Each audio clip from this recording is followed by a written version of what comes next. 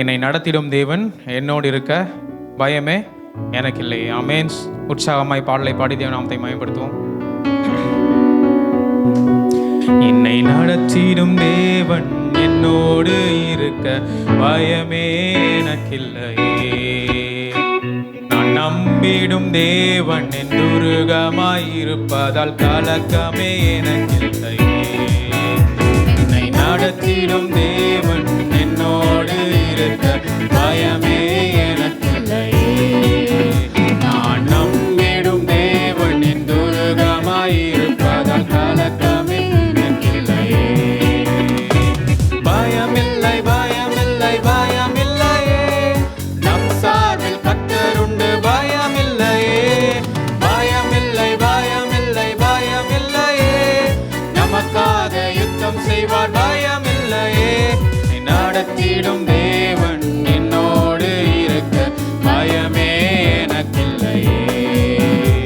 நான் நம்பிடும் தேவன் என் துருகமாயிருப்பதால் கலக்கமே எனக்கில்லையே.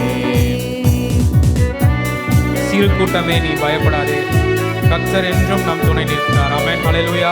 அவர் நம் நடுவில் இருக்கிறார், நமக்கு துணையா இருக்கிறார், அவர் வல்லவரா இருக்கிறார். ஆமென். உற்சாகமாய் கரங்களை தட்டி பாடுவோமா?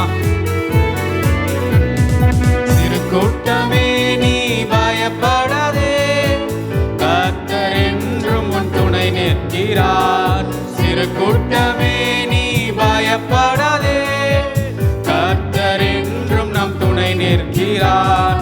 எதிரிகள் வெள்ளம் போல் எதிராக வந்தாலும் ஆவியானவர் கொடியேற்றுவார். எதிரிகள் வெள்ளம் போல் எதிராக வந்தாலும் ஆவியானவர் கொடியேற்றுவார். சொல்வோமா? பயமில்லை பயமில்லை பயமில்லையே, நம் சார்பில் கர்த்தருண்டு பயமில்லையே.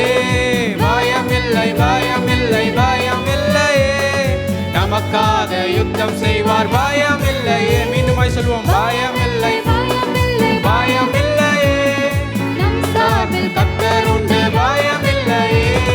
பயமில்லை பயமில்லை பயமில்லையே, நமக்காக யுத்தம் செய்வார் பயமில்லையே. நடத்திடும் தேவன் என்னோடு இருக்க பயமே எனக்கில்லையே. நான் நம்பிடும் தேவன் என் துருகமாயிருப்பதால் கலக்கமே எனக்கில்லையே. பாதைகள் எங்கும் தடை கற்களோ, தாமதம் மட்டும் பதிலானதோ, நம்மை நடத்தும் தேவன் நிச்சயம் நடத்துவார். ஆமென். ஹல்லேலூயா. உற்சாகமாய் சொல்வோமா? ஆண்டவரே, நீர் எங்களை இந்த ஆண்டு முழுவதும் நீர் நடத்த போகிறீர் ராஜா. எந்த தடைகள் வந்தாலும், எந்த எதிர்ப்புகள் வந்தாலும், நீர் எங்களுக்கு முன்பாக சென்று அந்த தடைகளை உடைத்து போட போகிறீர்.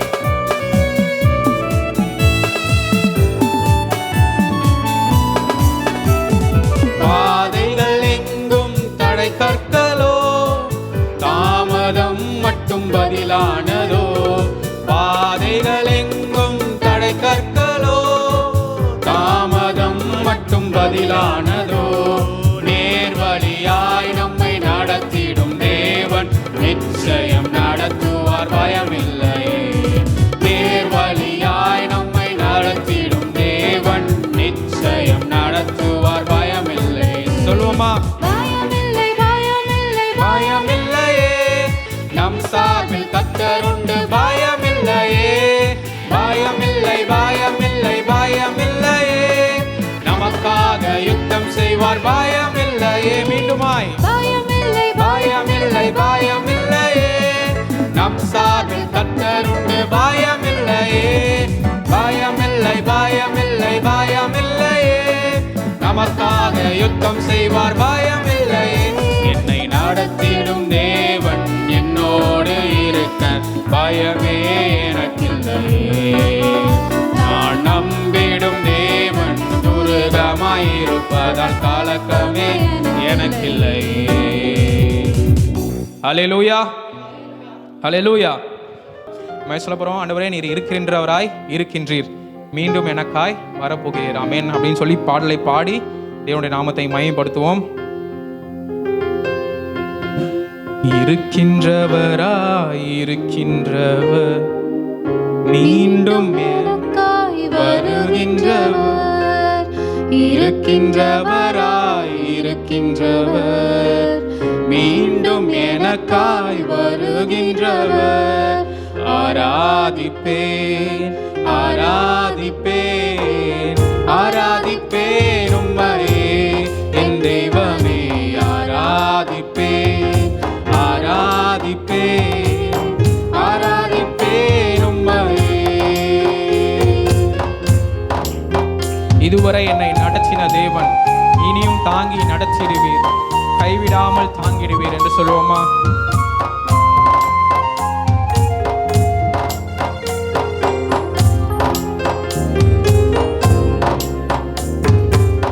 இதுவரை என்னை நடத்தின தேவன் இனியும் தாங்கி நடத்திடுவீர்.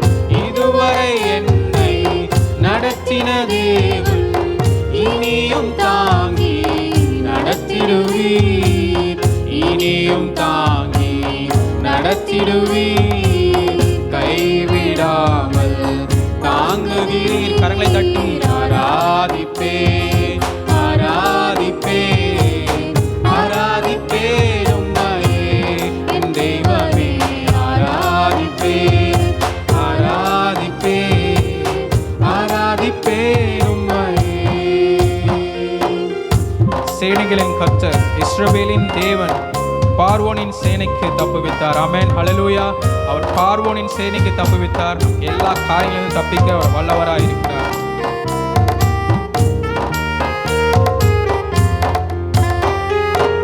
சேனைகளின் கர்த்தர், இஸ்ரவேலின் தேவன் பார்வோனின் சேனைக்கு தப்புவிப்பீர். சேனைகளின் கர்த்தர், இஸ்ரவேலின் தேவன் பார்வோனின் சேனைக்கு தப்புவிப்பீர், பார்வோனின் சேனைக்கு தப்புவிப்பீர், அழிவிலிருந்து காக்கின்றீர். ஆராதிப்பேன் ஆராதிப்பேன் ஆராதிப்பேன் உம்மையே என் தெய்வமே. ஆராதிப்பேன் ஆராதிப்பேன் ஆராதிப்பேன் உம்மையே. கர்த்தர் என் மேய்ப்பர், தாழ்ச்சி அடையேன், அமர்ந்த தண்ணீர் அண்டை நடத்துகிறீர். ஆமென், ஹல்லேலூயா. அவர் என் மேய்ப்பராய் இருக்கிறார். உற்சாகமாய் சொல்லுவோமா? ஆண்டவரே, என்னை மேய்ப்பராய் இருக்கிறீர். ஆண்டவரே, இந்த ஆண்டு முழுவதும் என்னை நடத்த போகிறீர், அதற்காக நன்றி ஐயா என்று சொல்லுவோமா?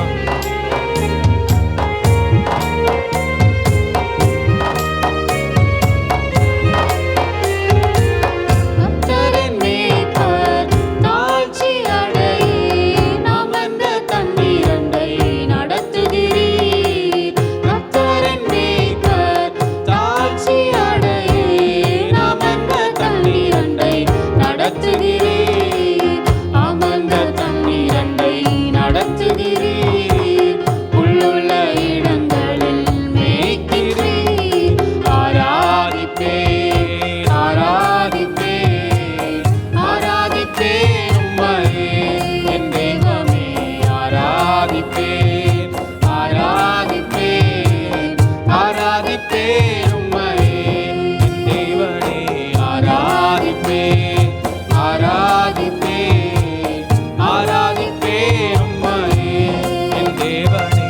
ஆராதிப்பேன் ஆராதிப்பேன் ஆராதிப்பேன் உம்மையே. ஹல்லேலூயா ஹல்லேலூயா. கிருபையும் இரக்கமும் மகா பரிசுத்தம் நிறைந்த நல்ல தகப்பனே, இந்த ஆசீர்வதிக்கப்பட்ட நல்ல அருமையான ஆண்டவரே, நண்பகல் வேளையிலும் ஆண்டவரே உம்முடைய வார்த்தையை நாங்கள் கேட்கப் போகிறோம். உம்முடைய வார்த்தை ஆண்டவரே அவளோடு கூட எதிர்பார்த்து கொண்டிருக்கிற நம்முடைய பிள்ளைகளுடைய இருதயத்துக்கு ஆண்டவரே மிகவும் பலனுள்ளதாய் கடந்து வரட்டும். ஆண்டவரே உம்முடைய வார்த்தை வசனங்களினாலே உம்முடைய பிள்ளைகளுடைய இருதயத்தை கர்த்தனீர் ஆற்றி தேற்றி திடப்படுத்தி நடத்தி அருள வேண்டும் என்று சொல்லி உம்முடைய சமூகத்தில் ஒப்புக் கொடுத்து அர்ப்பணித்து ஜெபிக்கிறோம்.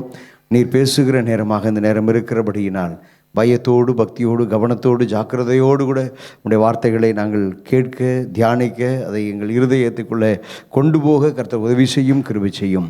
இயேசு இரட்சகருடைய நாமத்தில் பிதாவே, ஆமேன் ஆமேன் ஆமேன். அல்லேலூயா. சரி, இப்பொழுதும் கர்த்தருடைய வார்த்தை நம்முடைய மத்தியில் கொண்டு வந்திருக்கிற அருமையான தாயாரை கரங்களை தட்டி உற்சாகத்தோடு கூட நம்ம வரவேற்கலாம். Praise God, praise God. கர்த்தராகிய இயேசு கிறிஸ்துவனுடைய நாமத்தினால உங்கள் எல்லாருக்கும் என்னுடைய வாழ்த்துதலையும் வணக்கத்தையும் நான் தெரிவித்துக் கொள்கிறேன். கர்த்தர் நம்மளோட இருக்கிறார். கர்த்தர் நம்மை ஆசீர்வதிப்பாராக. இந்த மாதம் வாக்குத்தத்தம் என்னம்மா? நல்ல ஒரு வசனம் இல்லை, ரொம்ப அருமையான இந்த வருஷத்துக்கு ஏசப்பா நம்மளை நேசித்து அருமையான ஒரு வாக்குத்தத்தத்தை கொடுத்துருக்குறாங்க. என்ன சொல்லியிருக்கிறாங்க? தேவன் உன் நடுவில் இருக்கிறார். சரி, நடுனா எப்படிப்பட்ட இடம்? இப்போ பாருங்கள், ஒரு விஐபி வரான்னு வச்சுக்கோங்க, ஒரு சீஃப் மினிஸ்டரோ பிரைம் மினிஸ்டரோ வர்றாங்கன்னு வச்சுக்கோங்க. வந்தால் அவங்க எங்கே போவாங்க? முதல்ல போய்கிட்டு இருப்பாங்களா? இப்போ அவர் ஏர்போர்ட்டுக்கு போகிறாரு, முதல் கார் அவர் கார் போதுமா? முதல்ல என்ன போகும் சொல்லுங்கள்? போலீஸ் எல்லாம் போகும். ஆமாம், பாதுகாப்புக்காக முன்னால் போவாங்க, இல்லை அதை பெட்ரோல்னு சொல்லுவாங்க. அடுத்தப்போ தான் என்ன செய்யணும்? நடுவில் அவர் கார் போகும். பின்னால் என்ன செய்வாங்க? இன்னும் பின்னாலேயும் ஒரு பாதுகாப்பு, அப்புறமும் அப்படி விஐபிஸ்லாம் போவாங்க. அப்படி தானே? ஆமாம், பார்த்தீங்களா? அப்போ சிஎம்னா எங்கே வச்சுருக்காங்க? சிஎம் பிஎம் ஏதாவது விஐபிஸ்லாம் வந்தால் எங்கே வச்சுருப்பாங்க? நடுவில் தான் போவாங்க. அதே மாதிரி ஸ்டேஜ்லேயும் போட்டிருக்கிறத நீங்கள் பார்த்துருக்கீங்களா? ஸ்டேஜில் மேடை போட்டு வச்சுருக்கும் போது எங்கே வச்சுருப்பாங்க? நடுவில் வச்சுருப்பாங்க. பார்த்துருக்கீங்களா? ஸ்போர்ட்ஸில் நம்ம பார்க்குறோம். ஸ்போர்ட்ஸில் கூட நம்ம இது விக்ட்ரி ஸ்டாண்டு பார்த்துருக்கீங்களா? நம்பர் 1 எங்கே இருக்கும்? நடுவில் இருக்கும், இல்லையா? ஸோ த பெஸ்ட்டு, இல்லையா? சீஃப் இது உன்னதமானவங்க, ரொம்ப முக்கியமானது, அதுக்கெல்லாம் எந்த இடம் தான் கொடுப்பாங்க? நடு இடம். இது அப்போ இங்கே நம்ம சொல்லியிருக்கிறாரு, யார்? தேவன் உன் நடுவில் இருக்கிறார். எங்கே இருக்கிறாரா? நடுவில் இருக்கிறாரு. அவர் நடுவில் இருக்கிறாரு. எப்படி? ஜாகிரஃபியில் அவர் நடுவில் தான் இருக்கிறாரு. உலக உருண்டையில், உலக படத்தில் நம்ம அன்னைக்கே பாசல் சொல்லி கொடுத்தாங்க, நடுவில் இருக்கிறாரு. எருசலேம் சிட்டி உலக படத்தில் எங்கே இருக்குது? நடுவில். அதே மாதிரி வரலாறுலேயும் அவர் நடுவில் தான் இருக்கிறாரு. கிறிஸ்துக்கு முன், கிறிஸ்துவுக்கு பின், கிறிஸ்துக்கு முன், கிறிஸ்துவுக்கு பின், வரலாறுலேயும் அவர் நடுவில் தான் இருக்கிறாரு. மேத்ஸில் அவர் நடுவில் இருக்கிறாரா? ஆமாம், தெரியுதா? மேத்ஸில் நடுவில் தான் இருக்கார். எப்படி? அவர் நீ சொல்லுவா ஆட் சொல்லியிருக்கிறாரா? நீ கர்த்தரை தேடு, எல்லாம் உனக்கு கூட கொடுக்கப்படுகிற ஆட் அங்கே இருக்குது. மல்டிபிள், உன்னை என்ன செய்வேன்? பெருக பண்ணுவேன். மல்டிப்ளிகேஷன் அங்கே இருக்கா? ஆமாம். கழிக்கிறாரா? சப்ஸ்ட்ராக்ட். ஆமாம், பாவத்தை உன்னை விட்டு கழிச்சிடுறாரு. வகுக்கிறாரா? ஆமாம், வகுக்கிறார். உன்னுடைய கிரியைகளை வகுக்கிறாரு. நம்ம என்னென்ன செய்கிறோங்கிறதெல்லாம் கரெக்டாக நிச்சயம் வகுக்கிறார். பற்றியா? அதுலேயும் காட் சென்டரில் தான் இருக்க. எல்லாத்துலையும் என்னது? சென்டர். சரி, சயின்ஸில் சென்டரில் இருக்காரா? ஆமாம். இந்த உலக ஞானத்துக்கு என்ன பேர்?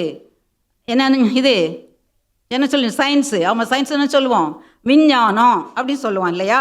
அடுத்தது தவறான மூட நம்பிக்கைகள்லாம் இருக்கிறத என்ன செய்வோம்? அஞ்ஞானம் அப்படின்னு சொல்லுவோம். விஞ்ஞானத்துக்கும் அஞ்ஞானத்துக்கும் நடுவில் யார் இருக்கா? மெய்ஞானம். அதுவும் யார் தான் இருக்கா? கர்த்தர் தான் இருக்கிறாரு. பத்தியா? எங்கேனாலும் நடுவில் இருக்கிறது யார்? கர்த்தர். சரி, அவர் தான் பார்த்து சொல்கிறாரு, நான் உன் நடுவில் இருக்கிறேன். இவர் எங்கே நடுவில் இருக்கிறவர்? அவர் கேரூபின் சேராபின் நடுவில் இருக்கிறவர். சங்கீதம் 91 பார்த்தீங்கன்னாலும் சரி, 80:1, சங்கீதம் 99:1, அதை மாதிரி 2 ராஜாக்கள் 19:15 நீங்கள் வாசித்தீங்கன்னா அங்கே பாருங்கள், கர்த்தரை நோக்கி கேரூபின்களின் மத்தியில் வாசம் பண்ணுகிற இஸ்ரவேலின் தேவனாகிய கர்த்தாவே. பார்த்தீங்களா? யார்? கேரூபின்களின் மத்தியில் அவர் வாசம் பண்ணுறார். இதே மாதிரி ஏசாயா 6:5 பார்த்தீங்கன்னா அங்கேயும் அதே தான் சொல்லியிருக்கோம். என்ன சொல்லியிருக்கோம்? கேரூபின்கள் சேராபின்கள் என்ன செய்கிறாங்க? 6 சட்டை இருக்குது. 2 சட்டையால் முகத்தை மூடுறாங்க, 2 சட்டையால் காலை மூடுறாங்க, 2 சட்டை பறந்து என்ன சொல்கிறாங்க? சேனைகளின் கர்த்தர் பரிசுத்தர், பரிசுத்தர், பரிசுத்தர், பூமி அனைத்தும் உடைய மகிமையால் நிறைந்திருக்குது. அப்போ இப்படிப்பட்ட தேவன் எப்படிப்பட்டவராக இருக்கிறாரு? கேரூபின் சேராபின் மத்தியில் அவர் என்ன செய்கிறாரு? வாசம் பண்ணுறாரு. நீங்கள் வெளிப்படுத்தலை படிக்கும்போது நீங்கள் படிச்சிருக்கிறீங்க, எப்படி அந்த 4 ஜீவன்களும் 24 மேற்பர்களும் தாழ விழுந்து என்ன செஞ்சுக்கிறாங்க? பணிந்து கொள்கிறாங்க. சுற்றிலும் எல்லா கேரூபின் சேராபின் என்ன செஞ்சுட்டே இருக்காங்க? சேனைகளின் கர்த்தர் பரிசுத்தர், பரிசுத்தர்னு அவர் என்ன செஞ்சுட்டே இருக்காங்க? பாடிக்கிட்டே இருக்காங்க. அப்படி துதிகளின் மத்தியில் அவர் வாசம் பண்ணுறாரு. பரலோகத்தில் வாசம் பண்ணுகிற பரிசுத்தமுள்ள ஒரு தேவன். அவர் என்ன சொல்கிறாரு? உன் நடுவில் நான் வர இருக்கிறேன். ஓன் நடுவில் இன்னைக்கு நம்ம உங்கள் பேரை போட்டுக்கோ. உங்கள் பேரை போட்டு நீங்கள் சொல்லுங்க. இப்போ வாயை திறந்து நீங்கள் சொல்லுங்கள் பார்ப்போம். உங்கள் பேரை போட்டு என் நடுவில் கர்த்தர் வாசம் பண்ணுகிறார் சொல்லுங்கள். உங்கள் பேரை போட்டு சொல்கிறீங்களா? யார் சத்தத்தையும் காணும்? பேரை மறந்து போச்சா? சொல்லிட்டீங்களா? எல்லாரும் அவரவர் பேரை போட்டு சொல்லுங்கள். என் நடுவில் கர்த்தர் வாசம் பண்ணுகிறார். அவர் என் நடுவில் இருக்கிறாரு, ஏன் நடுவில் இருக்கிறாரு. இப்போ கர்த்தர் நம்ம நடுவில் இருக்கும்போது என்ன நடக்குது அப்படிங்கிறத பார்க்குறோம். இப்போ வேதாகமத்தில் ஒரு மக்கள் மத்தியில் கர்த்தர் என்ன செஞ்சார், நான் வாசம் பண்ணுறேன்னு சொல்கிறாரு. யாருன்னா, நீங்கள் யாத்திராகமம் 29:45 வாசிங்க.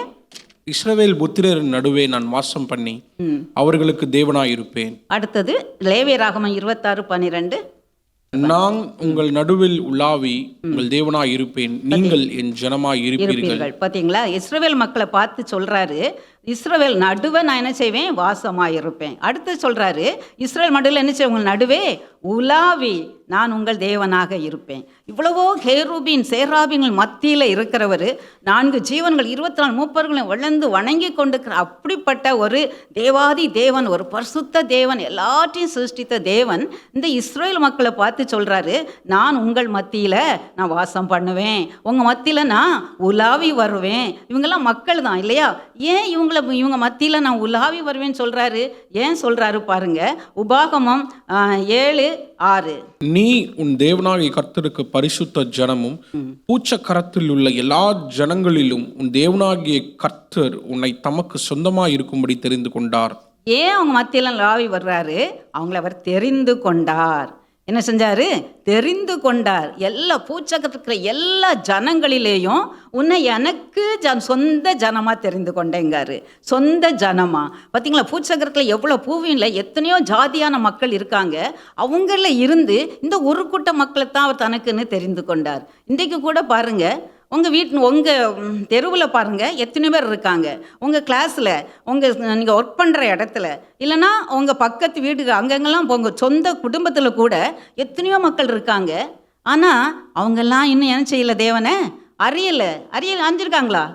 அறியாதவங்க எத்தனை பேர் இருக்காங்க இல்லையா? உங்கள் சுற்றிலும் தேவனை அறியாதவங்க கேட்குறீங்களா? கொஞ்சம் தலையாத ஆட்டுங்க, ஆமாம் இல்லை அப்படின்னு இல்லையா? ஆமாம், அப்போ தானே நீங்கள் கேட்குறீங்கன்னு எனக்கு தெரியும் இல்லை. சுற்றியில் இருக்கிறவங்க எல்லாம் கேட்கும் தேவனை அறிஞ்சிக்கிட்டாங்களா? ஏசப்பா அறிஞ்சிக்கிட்டாங்களா? அவங்கெல்லாம் தேவனால் தேர்ந்தெடுக்கப்பட்டிருக்காங்களா? இல்லை இல்லை இல்லை. நம்ம என்ன செஞ்சுருக்கோம், தெரிந்து கொள்ளப்பட்ட ஜனம். இந்த இஸ்ரவேலை எப்படி கர்த்தர் தெரிந்து கொண்டாரோ அப்படி பூச்சக்கரத்தில் உள்ள அத்தனை ஜாதியில இருந்து யோசித்து பாருங்க. ஒண்டர்ஃபுல் திங் இது, ரொம்ப ஆசீர்வாதமான காரியம். கர்த்தர் என்ன தெரிஞ்சுக்கிட்டாரு, என் குடும்பம் இத்தனை பேர் தெரியாமல் இருக்காங்கல்ல இல்லையா? படித்தவங்கெல்லாம் தெரிஞ்சுக்கிடல, நம்மளை விட நல்லவங்களா இருக்கிறவங்கள கூட கர்த்தர் தெரிஞ்சுக்கிடல, நம்மளை தெரிஞ்சுக்கிட்டாரு. எல்லாம் சந்தோஷமா சொல்லுங்க, ஏசப்பாக்கு நன்றி சொல்லுங்க பார்ப்போம். ஒரு சமயம் கையை வைத்து, இயேசுவே நீர் என்னை தெரிந்து கொண்டதற்காக உமக்கு ஸ்தோத்திரம்ப்பா, நன்றி ஏசப்பா சொல்லுங்க. ஸ்தோத்திரம், நன்றி, அல்லேலூயா. இல்லையா? ஏசப்பா நம்மளை தெரிந்து கொண்டார். நம்மளை பார்க்குறோம், சுற்றி எத்தனையோ மக்கள் சந்தோஷம் இல்லை, சமாதானம் இல்லை, அவங்களுக்கு கர்த்தரை தெரியலை. அவங்களெல்லாம் கர்த்தர் தெரிந்து கொள்ளலை, என்ன தெரிந்து கொண்டாரு இல்லையா? அதே மாதிரி தான் அந்த இஸ்ரேல் மக்களை சொல்கிறான், அவனை தெரிந்து கொண்டேன். தெரிந்து கொண்டனால அவர் என்ன செஞ்சார், முதல்ல இந்த மக்கள்லாம் எங்கே இருந்தாங்க? இஸ்ரேல் மக்கள் எகிப்தில் இருந்தாங்க. தெரிந்து கொண்ட ஜனம், நான் இவங்க எங்கே இருந்தாங்க? எகிப்தில் இருந்தாங்க. எகிப்தில் அவங்க சிரமப்படுத்தப்பட்டாங்க. அவங்க நிறைய, அதாவது யோசேப்பு காலத்தில் இவங்க உணவுக்காக எகிப்துக்குள்ளே போனாங்க, 70 பேராக போனாங்க. ஆனால் அவங்க பெருகி பெருகி பெருகி மிகப்பெரிய ஜாதி ஆயிட்டாங்க. யோசேப்பை அறியாத ராஜாக்கள்லாம் வந்தாங்க, பார்வான்கள்லாம். அதனால இந்த ஜனம் ரொம்ப பெருகி போயிட்டாங்கன்னு இவங்கள வேலையாட்களாக தங்களுக்கு வச்சு ரொம்ப கொடுமைப்படுத்துறாங்க. செங்கல் அறுக்கணும், அந்த கோபுரத்தை கட்டணும், நகரத்தை கட்டணும் அப்படிங்கிறக்கா செங்கல் அரைக்க வச்சு ரொம்ப அவங்கள சிரமப்படுத்துறாங்க. அந்த சிரமப்படுத்தின நேரத்தில் அவங்க கர்த்தரை நோக்கி கூப்பிடுறாங்க. கூப்பிடும் பொழுது இவங்களுக்கு ஒரு ரட்சகரை, இவங்களை மீட்பதற்குன்னு மோசேயை அவர் அனுப்புறாரு. பாருங்க, இவங்க சிரமப்பட்டதுனால தான், கஷ்டப்பட்டதுனால தான் அவங்க கர்த்தரை நோக்கி கூப்பிட்டாங்க இல்லையா? கஷ்டப்படலான்னா கூப்பிட்டுருப்பாங்களா? நல்ல நேரத்துக்கு வேலை சாப்பாடு கிடச்சிச்சு, ரெஸ்ட் கிடச்சிச்சு, தூங்கிட்டு சாப்பிட்டு தூங்கிட்டு அப்படி எழும்பிட்டு இருந்தால் கூப்பிட்டுருப்பாங்களா? கூப்பிட்டுருக்க மாட்டாங்க. உன் வாழ்க்கையிலையும் கூட சில கஷ்டங்கள் துன்பங்கள் வரும் இல்லையா? எதுக்காக? கர்த்தரை நோக்கி கூப்பிடுறதுக்காக. அவங்க கஷ்டம் இல்லைன்னா கர்த்தரை நோக்கி கூப்பிட்டுருக்க மாட்டாங்க, அந்த எகிப்திலேருந்து விடுதலையும் ஆகியிருக்க மாட்டாங்க இல்லையா? அப்போ அந்த இஸ்ரேல் மக்களுக்கு அங்கே ஒரு நெருக்கம் கஷ்டம் கொடுத்ததுனால கொடுக்கப்பட்டது எதுதான்? நன்மைக்கே. அதனால் நம்ம வாழ்க்கையிலும் சில கஷ்டங்கள் நமக்கு அனுமதிக்கப்படுதுன்னா அது நன்மைக்கே. சரியா? அதில் இருந்து கர்த்தர் விடுவிக்க வல்லவர். அப்போ நீ அவரை நோக்கி கூப்பிடுவ, அப்போ தான் நீ அவரை நினைப்ப. அதுக்காக அதை அனுமதிக்கிறார் கர்த்தர். அப்போ கர்த்தரை நோக்கி கூப்பிட்டா அங்கே மோசேயை கர்த்தரை அனுப்புகிறாரு. மோசேயை அனுப்பி அவங்கள இந்த பார்வோன்ட்ட பேசுகிறாங்க. கர்த்தர் தன்னுடைய வல்லமை அங்கே விளங்க பண்ணுகிறார். கர்த்தர் இப்போ 2 வசனத்தில் சொல்லப்பட்டிருக்கு, உன் தேவனாய கர்த்தர் உன் நடுவில் இருக்கிறார், அவர் வல்லமை உள்ளவர். முதல் பாயிண்ட், கர்த்தர் உன் நடுவில் இருந்தால் அவர் எப்படிப்பட்டவராக இருப்பார்? வல்லமை உள்ளவராக இருப்பார். இந்த பார்வோன் பாருங்க, எங்கள் மக்களெல்லாம் அனுப்புங்க சொன்னால் அனுப்பவே மாட்டேன்னு பிடிவாதம் பிடிச்சிட்டே இருக்கிறாரு. அதனால் 10 வாதைகளை கொடுத்து, உங்களுக்கு தெரியும் இல்லையா, தெரியாதவங்க கவனிச்சிக்கோ, 10 வாதைகளை கொடுத்து அவங்கள என்ன செய்கிறாரு, வெளியேற்றுறாரு. கடைசி என்ன பண்ணாரு பாருங்க, தலை சங்காரம். எல்லா இடத்துலையும் என்ன செய்யும், தலைப்புலலாம் நாங்கள் என்ன கொல்ல போகிறேன், ஆனால் உங்கள் வீட்டில் உங்கள் இஸ்ரேல் மக்களுக்கு ஒரு சேதமும் வராதபடி நீங்கள் என்ன செய்யணும், ஒரு ஆட்டை தெரிந்து கொண்டு அதோடைய ரத்தத்தை நிலைக்கால்களெல்லாம் பூசணும். அப்போது சங்கார தூதன் அழிக்கிற வரும்போது இந்த ரத்தத்தை பார்த்து கடந்து போயிடுவான் அப்படின்னு கர்த்தர் சொல்கிறாரு. அதை மாதிரியே என்ன செய்கிறாங்க, இவங்க ரத்தத்தை பூத்துறாங்க. நிலைக்காலெல்லாம் ரத்தம் பூசப்பட்டப்போ சங்கார தூதன் இந்த இஸ்ரேல் யாரையுமே அவர் என்ன செய்யலை, அழிக்கலை, மீட்கப்படுறாங்க. சரியா? எதனால் மீட்கப்பட்டாங்க? அந்த பஸ்கா ஆட்டினுடைய இரத்தத்தினால. இன்றைக்கு நம்ம என்ன செஞ்சுருக்கோம், மீட்கப்பட்டிருக்கிறோம். எத்தனை பேர் நீங்கள் ரட்சிக்கப்பட்டிருக்கீங்களோ? எதுலேருந்து மீட்கப்பட்டிருக்கிறோம்? அவங்க எகிப்தின் அடிமைத்தனத்திலேருந்து மீட்கப்பட்டாங்க.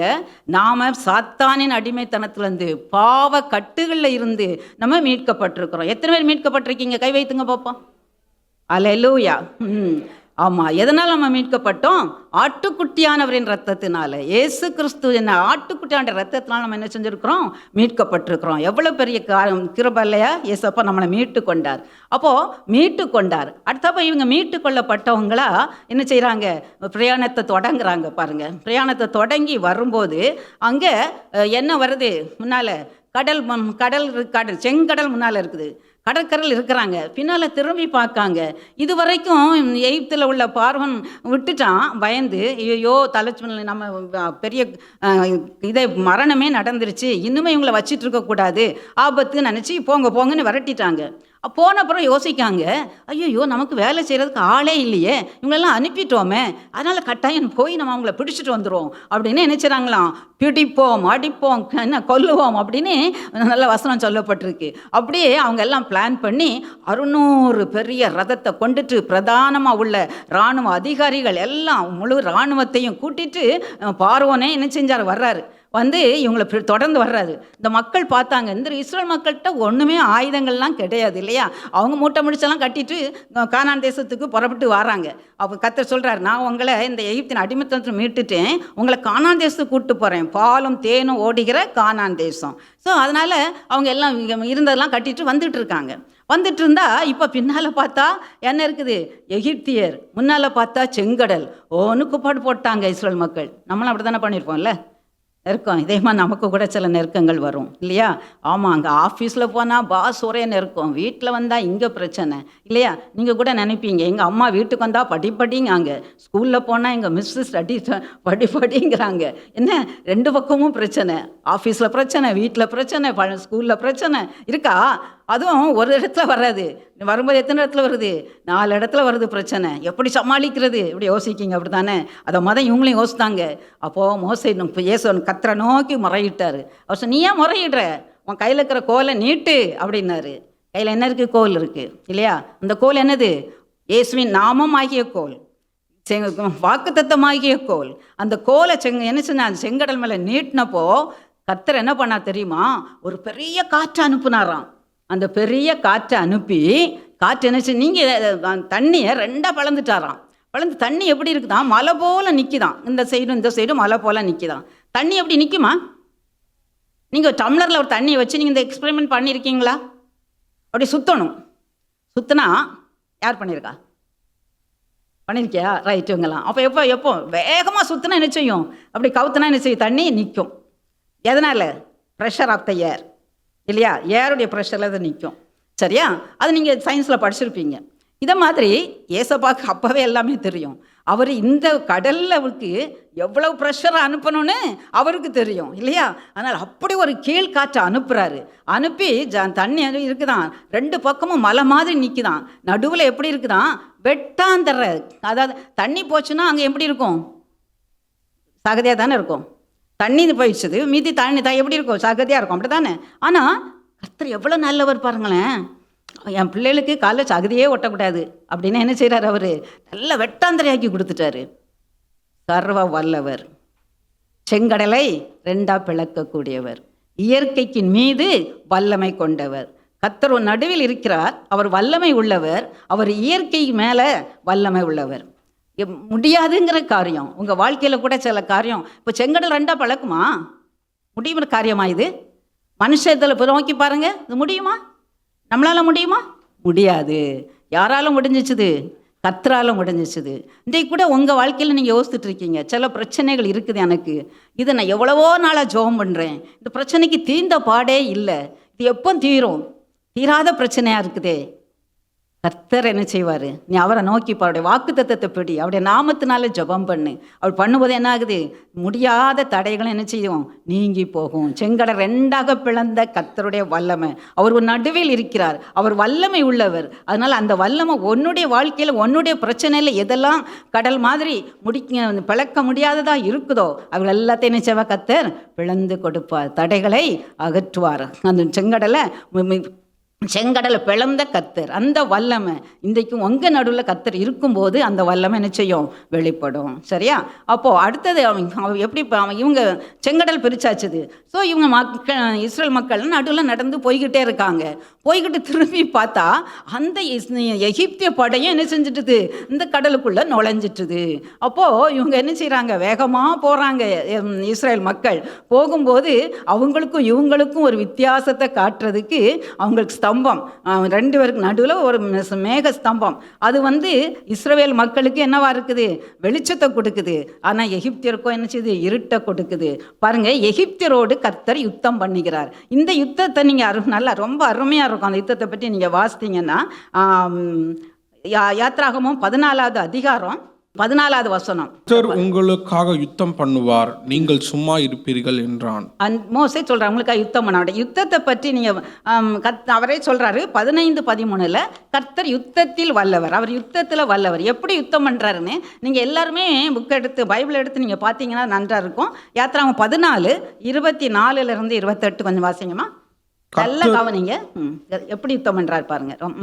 கிழக்கு வெளுத்து வரும் ஜாமத்தில் கர்த்தர் அக்கினியும் மேகமுமான ஸ்தம்பத்திலிருந்து எகிப்தியரின் சேனையை பார்த்து அவர்கள் சேனையை கலங்கடித்து அவர்களுடைய ரதங்களில் இருந்து உருளைகள் கழலவும் அவர்கள் தங்கள் ரதங்களை வருத்தத்தோடு நடத்தவும் பண்ணினார். அப்பொழுது எகிப்தியர் இஸ்ரவேலரை விட்டு ஓடிப்போவும் கர்த்தர் அவர்களுக்கு துணை நின்று எகிப்தியருக்கு விரோதமாய் யுத்தம் பண்ணுகிறார் என்றார்கள். போதுமா, இதை நிறுத்திக்கோங்கள.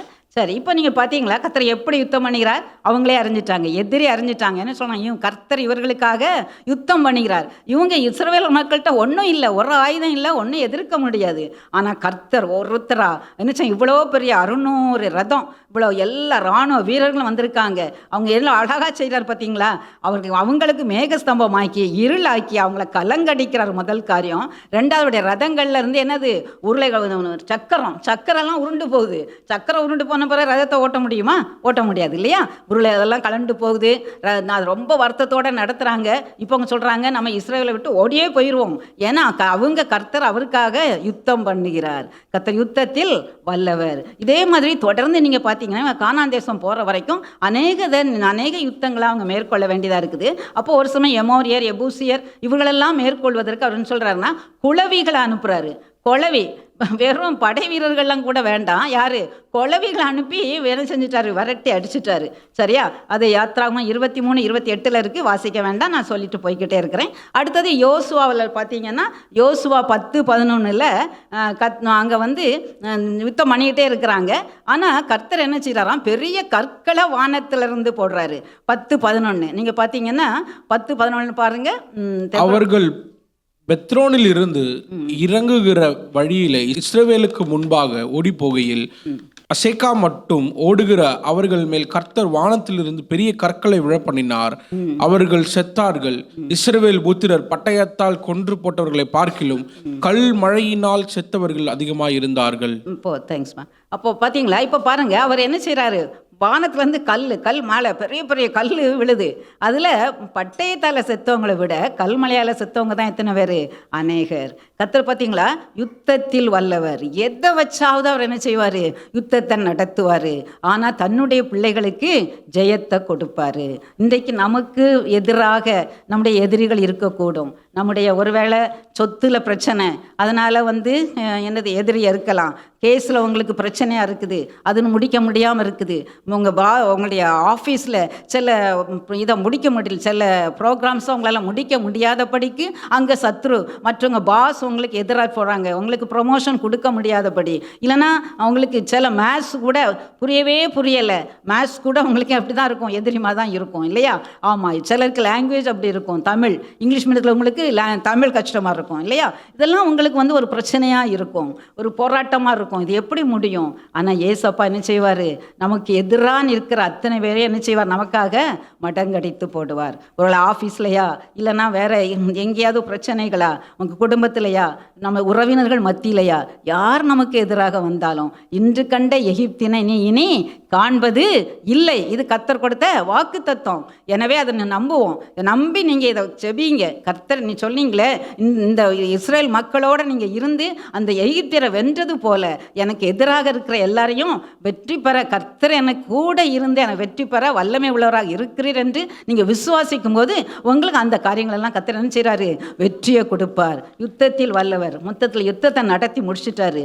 அடுத்தது அவர் என்ன பண்ணார் பாருங்க, அவருக்கு நம்ம ப்ரொடெக்டர், ஹீஸ் த பாதுகாவலர். அவர் இஸ்ரேல் மக்களை நடத்திட்டு போறாரு இல்லையா? எங்கள் இஸ்ரேல் கானான் வரைக்கும் கொண்டு போகிறாங்க. வனாந்திரம் வழியாக போகிறாங்க. வனாந்திரம் வழியாக போகும்போது 6 லட்சம் புருஷர்கள் மட்டும் போகிறாங்க. இன்னுடைய மனைவிமார் இருக்காங்க, அவங்க பிள்ளைங்கள்லாம் இருக்காங்க. சரி, இவ்வளோ திரளான மக்கள் இவர்கள் எல்லாம் என்ன செஞ்சுட்டு இருக்காங்க? நடந்து போய்கிட்டே இருக்காங்க. போகும்போது பகலையும் நடக்காங்க, ராத்திரியும் நடக்காங்க. வனாந்திரத்தில் எவ்வளவு வெப்பமாக இருக்கணும் உங்களுக்கு தெரியும் இல்லையா? நடக்க முடியுமா? வெயிலாக இருக்கும் இல்லையா? வராந்திரம் நீங்கள் டெசர்ட் கிளைமேட்டெல்லாம் கேள்விப்பட்டிருக்கீங்க, படிச்சிருக்கீங்க இல்லையா? ரொம்ப சூடாக இருக்கும் இல்லையா? அந்த நேரத்தில் அவங்க மேலே வெயிலே படாமல் இருக்க இத்தனை பேருக்கும் கொடை பிடிச்சிட்டார். 6 லட்சத்துக்கு மேலே எத்தனையோ டபுள் ட்ரிபிளாக இருந்திருக்கும் இல்லையா? ஆமாம், இவங்களுக்கு அத்தனை பேருக்கு எதால் கொடை பிடிச்சிட்டாரு? மேகம் இல்லையா? என்னது அது? மேக ஸ்தம்பத்தை அவங்களுக்குன்னு கொடுத்தாரு. நம்ம இன்னும் சம்மர் வரப்போகுது, ரொம்ப ஹாட்டாக இருக்கும்ல, அப்போ நம்ம கஷ்டமாக இருக்கும், எவ்வளோ வெயில் அடிக்குது அப்படின்னு நம்ம நினைப்போம். ஆனால் கர்த்தர் பாருங்க, அவங்க அந்த வனாந்திரத்தில் வெயிலின் வெப்பத்தில் போனாலும் தன்னுடைய பிள்ளைங்க பாதிக்கப்படாமல் இருக்கணும் என்பதற்காக அவர் கூட செல்லும் பொழுது, அவர்கள் நடுவில் இருக்கும்போது அந்த வெப்பம் பாதிக்காதபடி அவர்களுக்கு என்னவா இருந்தார்? மேக ஸ்தம்பமாக இருந்தார். ராத்திரி பாருங்க, அந்த வனாந்திரம் அங்கே என்ன இருக்கும்? ஊளை விடும், நிறைய ஊளை விடும், பாம்பு இருக்கும், நிறைய பூச்சிகள் இருக்கும், விஷ ஜந்துக்கள் இருக்கும். அப்போ இவைகளெல்லாம் அவங்களை சேதப்படுத்தாது இருக்கும்படி நைட்டில் என்ன கொடுத்தாரு? அக்கினி ஸ்தம்பம், வெளிச்சம். சரியா? சந்திரன் சூரியனை விட அவர் தனியாக இவங்களுக்கு மேக ஸ்தம்பத்தையும் அக்னி ஸ்தம்பத்தையும் கொடுத்து இவங்களை என்ன செய்கிறாரு?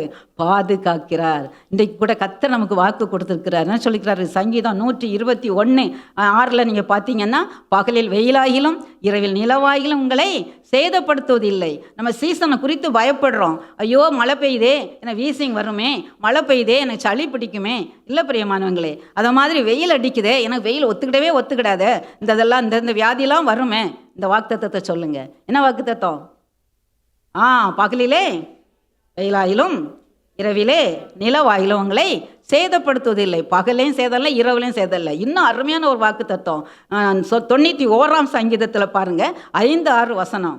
5-6 வசனத்தை நீங்க பார்த்தீங்கன்னா அங்க என்ன கொடுத்துருக்கும்? இரவில் உண்டாகும் பயங்கரத்திற்கும், பகலில் பறக்கும் அம்புக்கும், இருளில் நடமாடும் கொள்ளை நோய்க்கும், மத்தியானத்தில் பாழாக்கும் சங்காரத்துக்கும் பயப்படாது இருப்பாய். பார்த்தீங்களா? என்ன வரும்?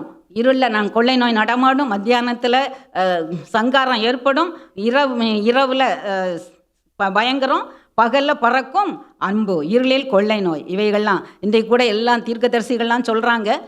கர்த்தருடைய வருகை சமீபமாக இருக்குது. அதனால் அவர் கடைசியாக என்னென்ன சம்பவங்கள்லாம் நடக்கும்னு சொன்னாரோ அதெல்லாம் இப்போ நடந்துக்கிட்டே இருக்குது. இன்னும் கொள்ளை நோய் சீக்கிரத்தில் வேர்ல்டு ஹெல்த் ஆர்கனைசேஷன் ஹூ கூட அனௌன்ஸ் பண்ணிட்டு என்ன பண்ணிட்டு, இன்னும் கொரோனாவை விட ஒரு கொடிய கொள்ளை நோய் வரப்போகுதுன்னு. பயப்படாதீங்க, நம்ம பயப்பட வேண்டியதில்லை. கர்த்தர் நமக்கு என்ன செஞ்சுருக்கிறாரு? வாக்கு கொடுத்துருக்காரு. அவர் நம்ம நடுவில் இருக்கும்போது கொள்ளை நோய் நம்ம அணுகுவதில்லை. அல்லேலூயா.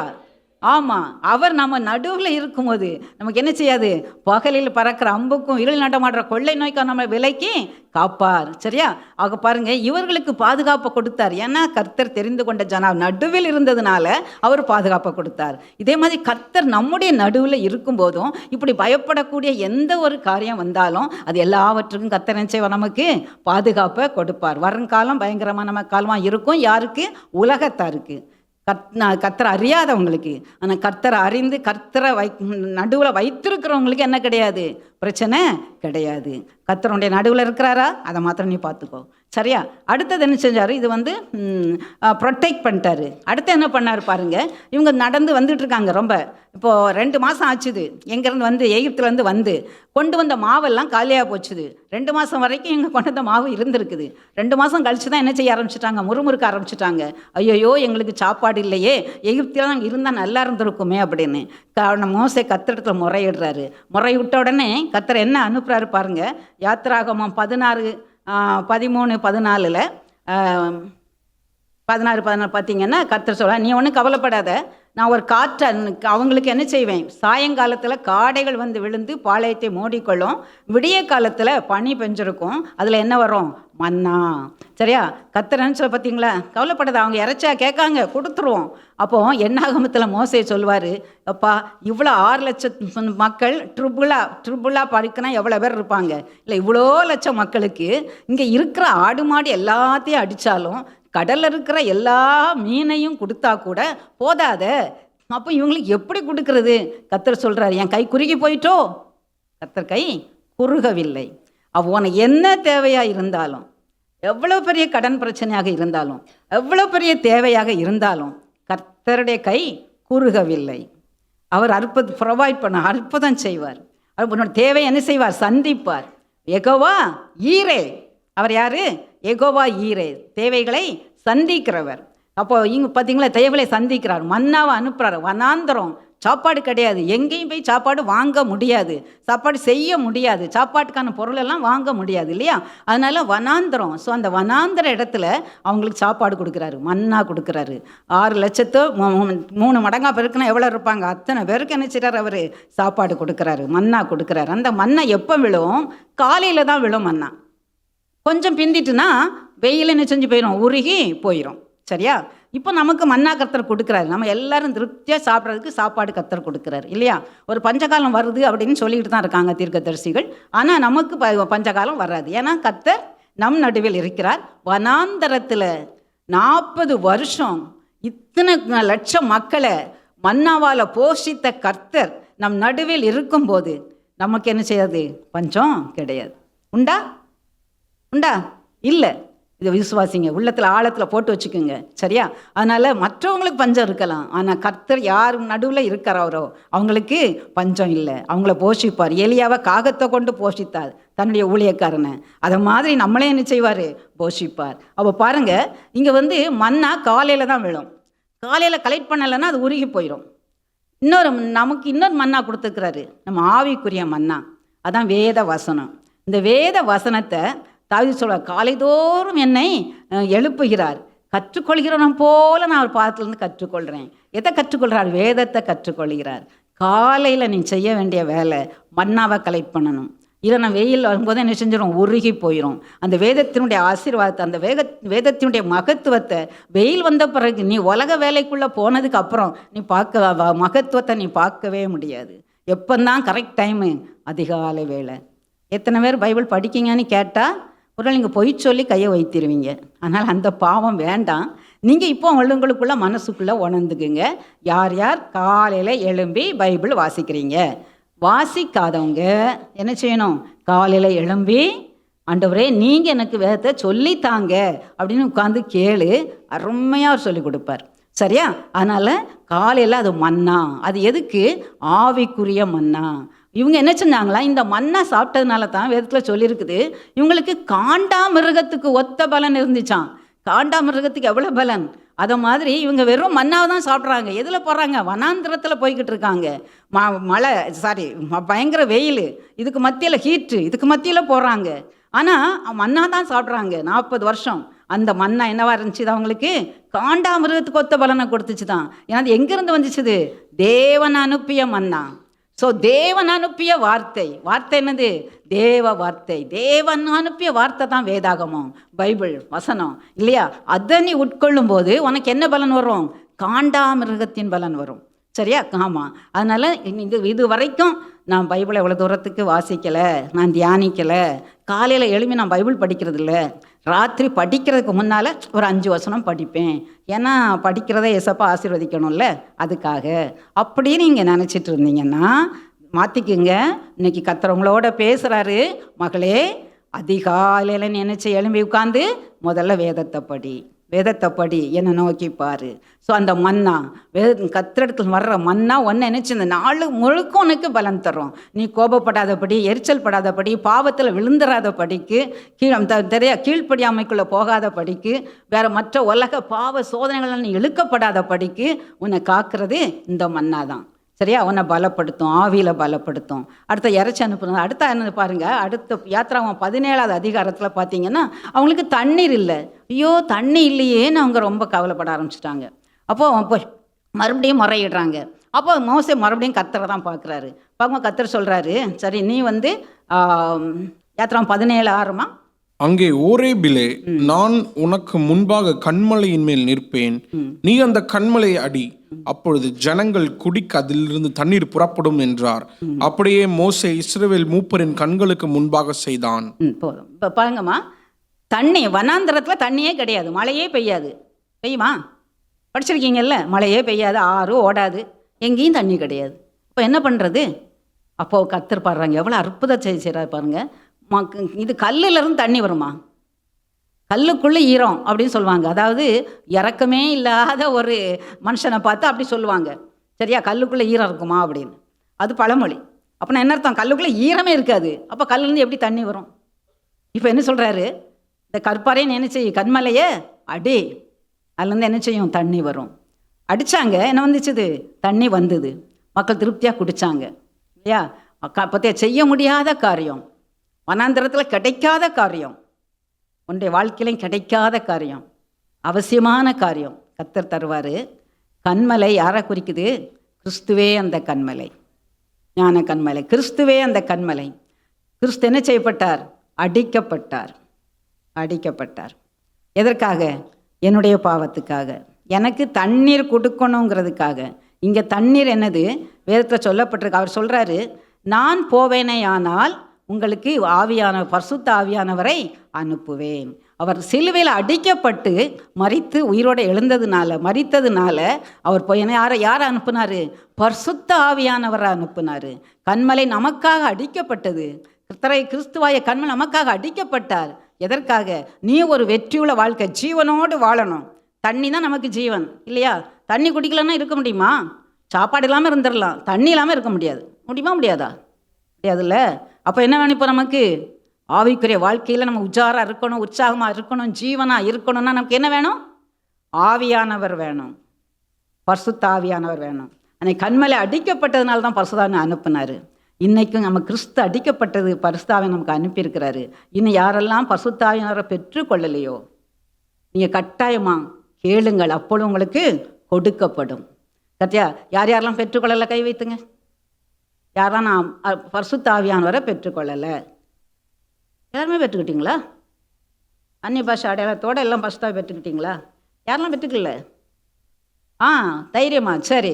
இன்னும் மற்றவங்க பெற்றுக்கொள்ளாத ஒவ்வொருத்தரும், வாலிபர்கள் நிறைய பேர் பெற்றுக்கொள்ளலை. இன்னும் நம்ம அதை பற்றி அசட்டையாக இருக்கிறோம், நம்ம சீரியஸாகவே நினைக்கலை. பரிசுத்த ஆவியானவர் அதெல்லாம் பெரியவங்களுக்கு உரியது, நமக்கு உரியதில்லை, ஊழியர்களுக்கு உரியது அப்படின்னு நம்ம நினச்சிட்டு இருக்கோம். இல்லை, சிறு பிள்ளைகள்லேருந்து வேணும், எல்லாருக்கும் வேணும். இன்றைக்கு எழுப்புதல் காலம். எப்படியாவது என்ன செஞ்சிருவார்? ஏசப்பா சீக்கிரம் வந்துடுவார். அவர் வரும்போது நம்ம பரிசுத்தாவே பெற்றிருக்கணும். மீட்கப்பட்ட நாளுக்கென்று முத்திரையாக பெற்ற பரிசுத்த ஆவி. நம்ம வந்து பரலோகத்துக்கு போகணும்னு நம்ம யாரால முத்திரையிடப்பட்டிருக்கணும்? பரிசுத்த ஆவியானவரால். சரியா? அதனால் பரிசுத்த ஆவியை பெற்றுக்கொள்ளாத ஒவ்வொருத்தரும் நீங்கள் போய் கேளுங்க. கேட்டாலே கர்த்தர் தருவார். ஏசப்பா எனக்கு பரிசுத்தாவே நீங்கள் தாங்க. எப்படி கேட்கணும்? வாஞ்சியோடு கேட்கணும். வாயை தர அப்போது நிரப்பேன்னு சொல்கிறாரு. சரியா? அப்போ நீ வாஞ்சியோடு நீ கேட்கும்போது கர்த்தரன பரிசுத்தாவியை அருளி செய்வார். அந்த பரிசுத்தாவினோடத்தில் வரும் பொழுது நீ ஆவிக்கிறவன் இன்னும் அதிகமாக என்ன செய்ய முடியும்? பலன் அடைய முடியும். சரியா? அதனால் நம்ம கானான தேசத்தை நோக்கி தான் போய்கிட்டு இருக்கிறோம். அந்த அம்மா போகிறதுக்கு நமக்கு என்ன வேணும்? பரிசுத்தாவியானவர் வேணும். அடுத்தது இப்போ நமக்கு கொடுக்குறவர் கேளப்பல கொடுக்கப்பட்டோன்னு பரிசுத்தாவியானவரை நமக்கு கொடுக்குறாரு. அடுத்து இப்போ ப்ரொவைடர் சொல்லிட்டோம். என்ன செய்கிறார்? யெகோவா ஈரே. அடுத்தது தடைகளை அகற்றுகிறவர். இப்போ போய்கிட்டே இருக்காங்க. மோசே காலம் முடிஞ்சு போச்சு. இப்போ யோசுவா காலம். அப்போ கானானை நோக்கி போய்கிட்டே இருக்கும்போது அங்கே என்ன வருது? யோர்தான் குறுக்கிடுது. யோர்தான் ஒரு நதி. அது என்ன செய்யுமா? அது ஹார்வெஸ்ட் டைம், அதாவது அறுவடை நேரம். அப்போ கரை புரண்டு ஓடுமா, அப்படின்னா வெள்ளம் வரும். அந்த நேரத்தில் இவங்க போகிறாங்க. போகும்போது ஐயோ இது குறுக்க நிற்குத, என்ன பண்ணுறது? கலங்கி நிற்கும்போது கர்த்தர் சொல்கிறாரு, உடன்படிக்கை பெட்டியை வச்சுட்டு லேவியன் என்ன செய்யட்டும்? நடக்கட்டும். அவன் கால் உள்ளே நிற்கும் போது தண்ணி என்ன செய்யும்? பிரிஞ்சிரும். அதை மாதிரி உடன்படிக்கை கொண்டுட்டு லேவியர்கள் போய் அந்த யோர்தான் நதியில் நிற்கும் போது தண்ணி எப்படி இருந்துச்சான்? குவியலாக குறிஞ்சிச்சான். அங்கே நம்ம பார்த்தோம் மதில் போல நின்றுச்சுதுன்னு.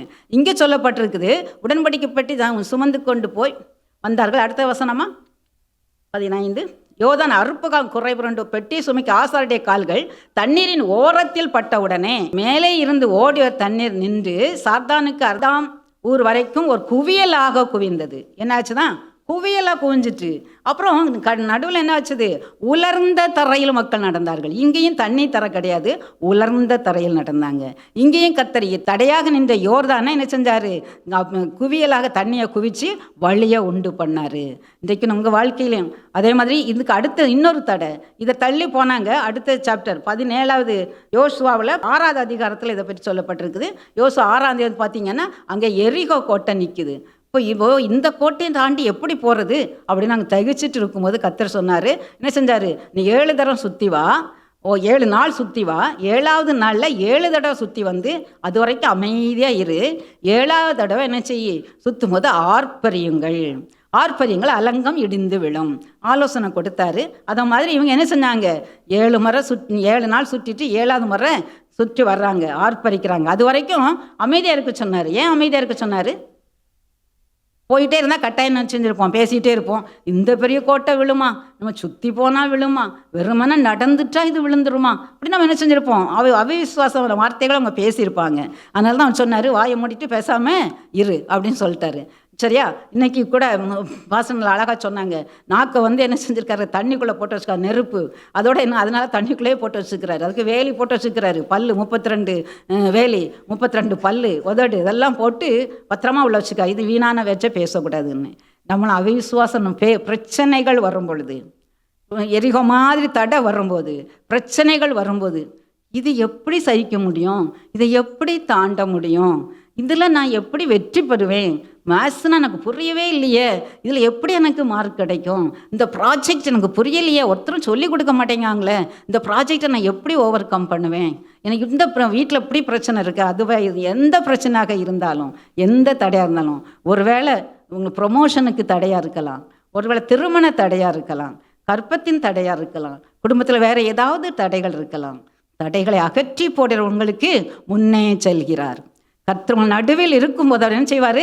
தடைகளை அகற்றி போடுவார். இந்த எரிகோ கோட்டை எப்படி விழுந்துச்சுது? 7வது ஆர்ப்பரித்தார்கள். ஆர்ப்பரிப்புனா என்ன அர்த்தம்? என்ன அர்த்தம்? துதிக்கிறாங்க, சத்தமாக துதிக்கிறாங்க கர்த்தரை.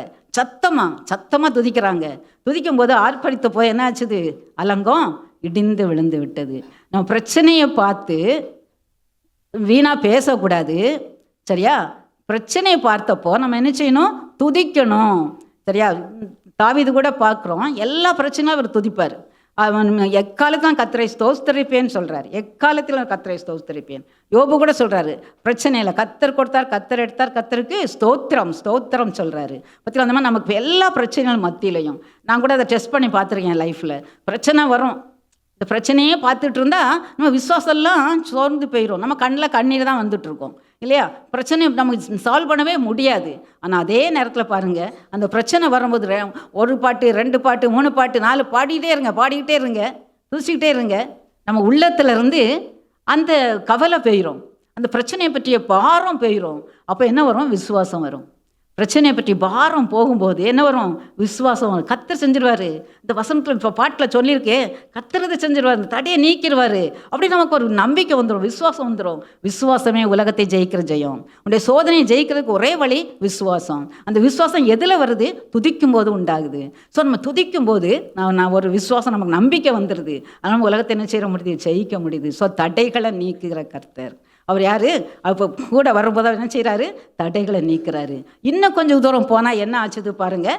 இன்னும் யோசுவா நீங்கள் பார்க்கும்போது அவங்களுக்கு எதிராக 7 ஜாதிகள் வர்றாங்க, 31 ராஜாக்கள் வர்றாங்க. இதெல்லாம் நீங்கள் வீட்டில் போய் பாருங்கள். யோசுவா 12:8 நீங்கள் பார்த்தீங்கன்னா 7 ஜாதிகள் பேர் இருக்கும்.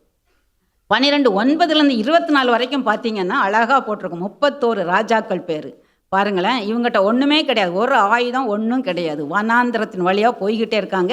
இடையில வர்ற ஜாதிகள், இடையில வர்ற ராஜாக்கள், இவங்கெல்லாம் பார்த்தீங்களா 7 ஜாதியினரையும் 31 ராஜாக்களையும் யார் ஜெயிக்க முடிஞ்சது? இந்த இஸ்ரவேல் மக்களால் ஜெயிக்க முடிந்தது. அவர் வெற்றியை கொடுக்கிற தேவன். அவர் யெகோவா நிசி. கர்த்தர் உன் நடுவில் இருக்கும் பொழுது என்ன செய்வார்? அவருக்கு வெற்றியை கொடுப்பார். எதெல்லாம் உனக்கு தோல்வி மாதிரி தோன்றுதோ, ஒருவேளை பாடமா, இல்லை உனக்கு இதில் ஆஃபீஸ் ஒர்க்கா, இல்லை பிஸ்னஸா, இல்லைன்னா ஏதாவது ஜாபில் பிரச்சனையா, எங்கே உங்களுக்கு தடையாக இருக்குதோ அது எல்லாத்துலேயும் கர்த்தர் நினச்சிறாரு, நீக்கி போடுகிறார். நமக்கு 7 ஜாதிகளும் 31 ராஜாக்களும் வரமாட்டாங்க. நமக்கு எதிரி யாரு தெரியுமா? உலகம், மாமிசம், பிசாசு. உலகம், கண்களின் இச்சை, ஜீவனத்தின் பெருமை, மாம்ச இச்சை. சரி, இதெல்லாம் நம்ம கையில் இன்றைக்கி செல்ஃபோன் வடிவத்தில் இருக்குது. நமக்கு பெருமை வந்துடுது, பொறாமை வந்துடுது, இச்சையின் ஆவி வந்துடுது. ஒருவேளை வெளியே தெரியாது. உன்னுடைய சிந்தையில் இருக்கும். உன்னை சிந்தையை பற்றி உனக்கு தெரியும். உன் சிந்தையில் எவ்வளவு அசுத்தமான சிந்தைகள் ஓடிக்கொண்டிருக்கு தெரியும்.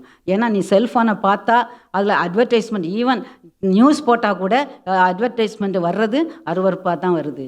ஸோ இந்த பொல்லாத உலகம், அதனால் பொல்யூஷன் நிறைய இருக்குது இல்லையா? ஆவியங்களை கெடுப்பதற்கு சாத்தான் பலவிதமான வழிகளை வச்சுருக்கிறான். சாத்தான் தான் நமக்கு முதல் எதிரி. சரியா? அப்போ இந்த உலகம், இந்த மாமிசம் நம்மளோட ஒத்துழைக்கவே செய்யாது. நீ ஜெபம் பண்ணணும்னு தூக்கமாக வரும். வருதா? பைபிள் படிக்கணும்னு பைபிளை தூக்கி வச்சு சொன்னாங்கல்ல, காலையில் எழுப்பி பைபிள் படிச்சனா நீ செஞ்சுட்டே இருப்பா, அப்படியே தூங்கி விழுந்துகிட்டே இருப்பேன். இது மாமிசம் நமக்கு எதிராக போராடும். ஆவிக்கு விரோதமாக மாமிசம் போராடுது.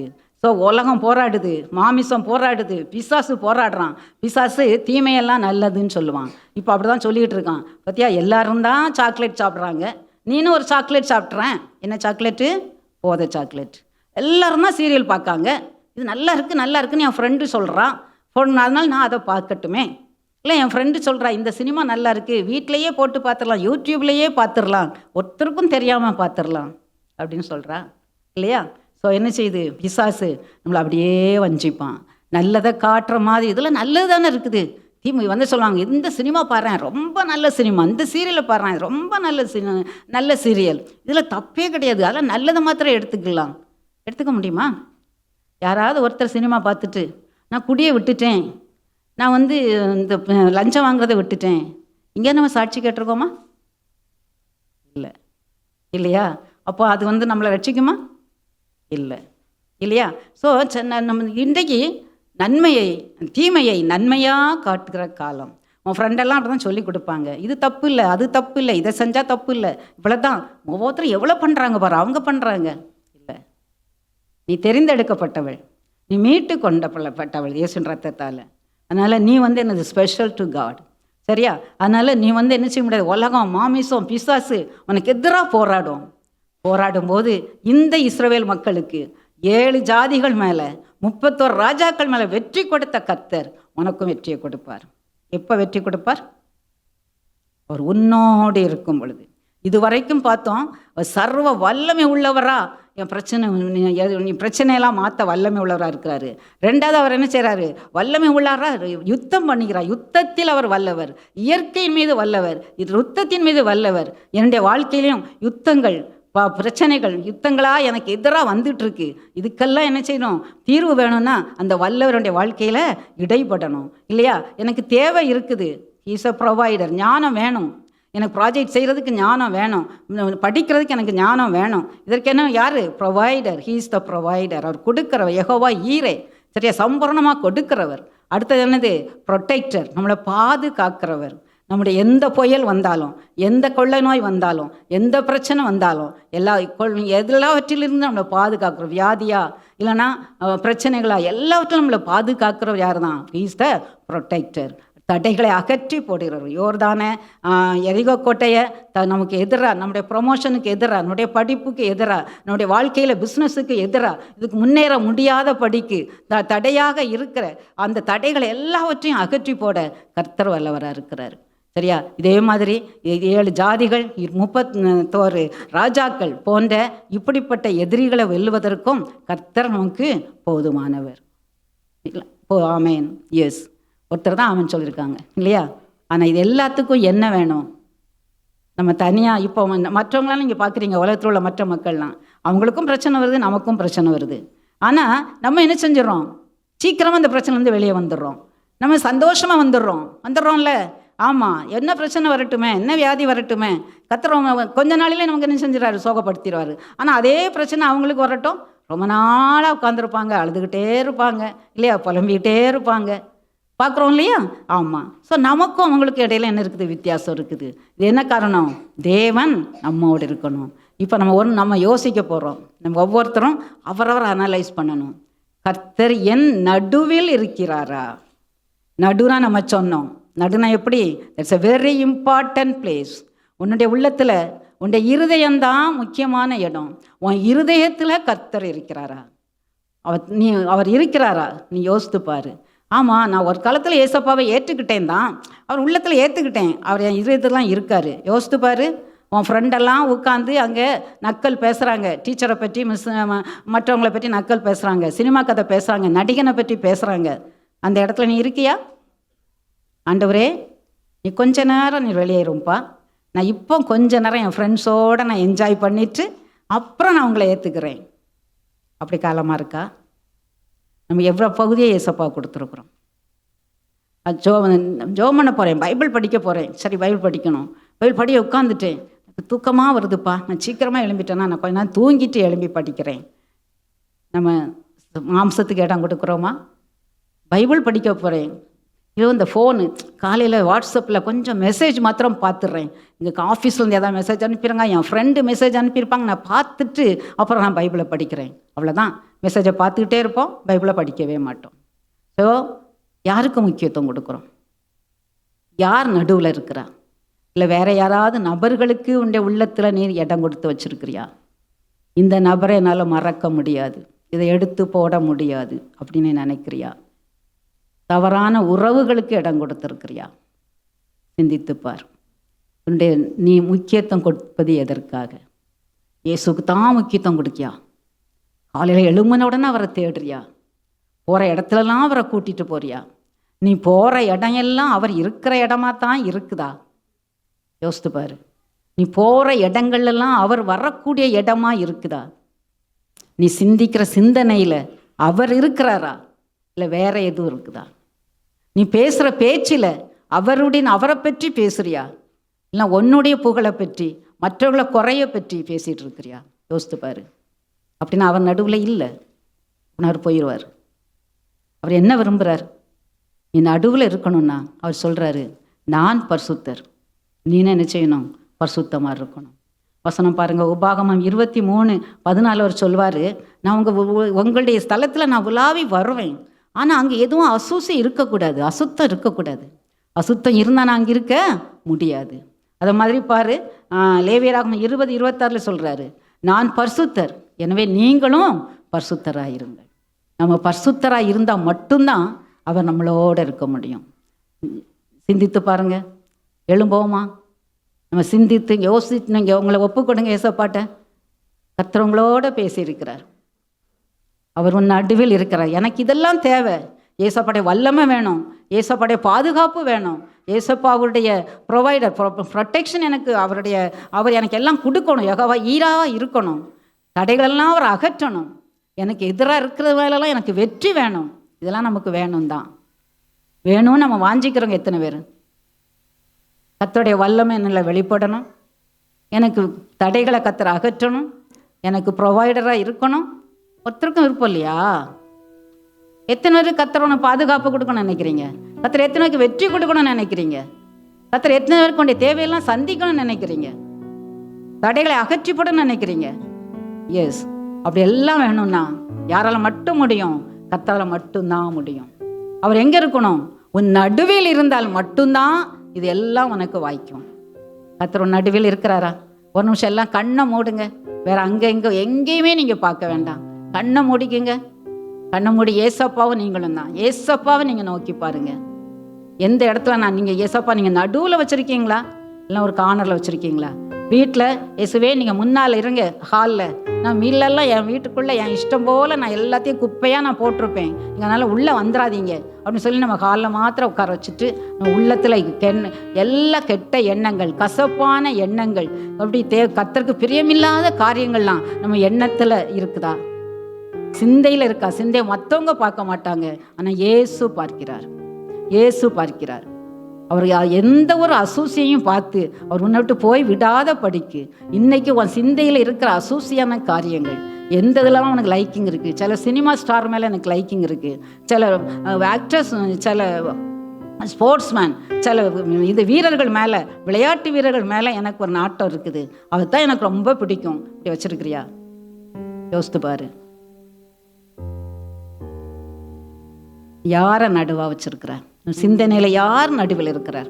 உன் பேச்சில் யார் நடுவில் இருக்கிறார்? உன் செயல்பாட்டில் யார் நடுவில் இருக்கிறார்?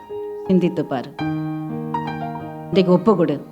ஏசப்பா உண்மைதான், நான் முழுவதுமாக நான் கொடுக்கல. ஒரு காலத்தில் நான் கொடுத்துருந்தேன், இப்போல்லாம் நான் விலகி போயிட்டேன்ப்பா. எனக்கு அந்த செல்ஃபோனும் இன்ஸ்டாகிராமும் ஃபேஸ்புக்கும் எனக்கு ரொம்ப அட்ராக்ஷனாக இருக்குது. இந்த கேம் எனக்கு அட்ராக்ஷனாக இருக்குது. இந்த சீரியல் அட்ராக்ஷனாக இருக்குது. என் ஃப்ரெண்ட்ஸோடு சேர்ந்து அரட்டை அடிக்கிறதுக்கு எனக்கு இன்ட்ரெஸ்டிங்காக இருக்குது. சேட் பண்ணுறதுல நேரமே தெரியல. உங்ககிட்ட வர முடியல. உன்னுடைய குறைய ஒத்துக்கொள். ஏசப்பாட்ட சொல்லு. ஏசப்பா ரொம்ப அன்பானவர். உனக்காக ஜீவனை கொடுத்தவர், உனக்காக அடிக்கப்பட்டவர், கல்வாரியில் தன்னுடைய ரத்தத்தை, கடைசி சொட்டு ரத்தத்தை உனக்காக சிந்தினவர். உன்னோடு இடைப்படுகிறார். நீ அவருக்கு ஒப்பு கொடு. நீ ஒப்பு கொடுத்த அவர் உன் நடுவில் இருந்தா அவருடைய வல்லமையை பார்ப்பார்.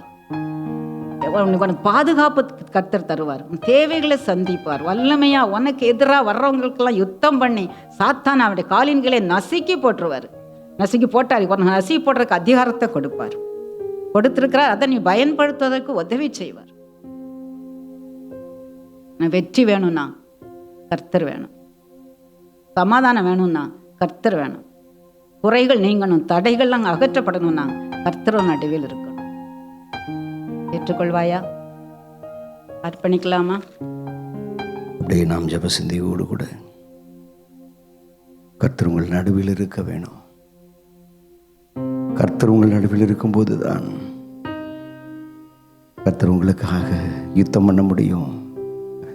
வல்லமையுள்ளவர் என்பதை அவர் நிரூபிக்க முடியும். தடைகளை எல்லாம் அவர் உடைக்க முடியும். எனவே இன்றைக்கு கேட்ட சத்தியத்தின்படி நடுவில் கர்த்தர் இல்லாதபடிக்கு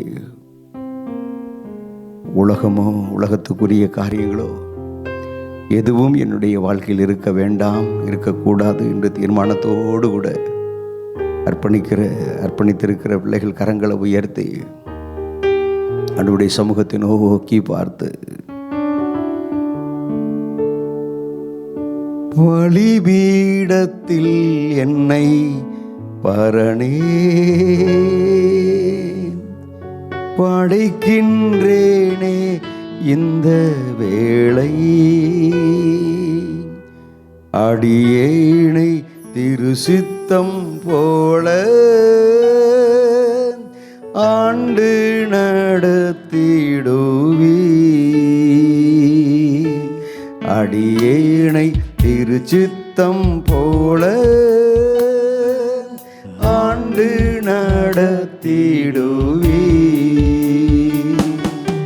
கல்வாரியின் அன்பினையே கண்டு விரைந்தோடி வந்தேன். கல்வாரியின் அன்பினையே கண்டு விரைந்தோடி வந்தேன். கழுவும் திரு இரத்தத்தாலே கரை நீங்க இருதயத்தை கழுவும் திரு இரத்தத்தாலே கரை நீங்க இருதயத்தை